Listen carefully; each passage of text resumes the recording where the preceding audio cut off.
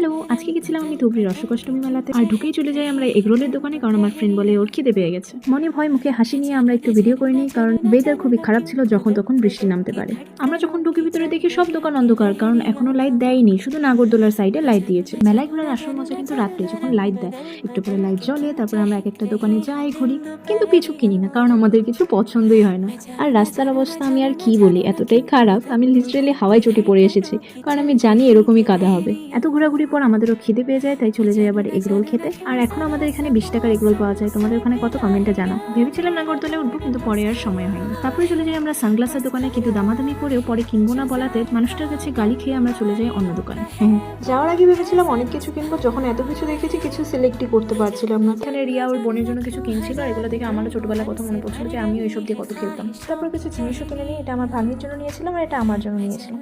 তারপরে খিদে পেয়ে যায় বলে আবার চলে যাই ভাপা পিঠা খেতে। আমার ফ্রেন্ডসরা বলছিল মোমো খাবে, তারপরে সেটা খেয়ে আমরা অর্ডার দিয়ে দিই পাওভাজি। পেট তো অলরেডি ভরে গেছিলো, কিন্তু ফ্রেন্ড খাওয়াচ্ছিল বলে চুপচাপ সেটাও খেয়ে নিয়েছি।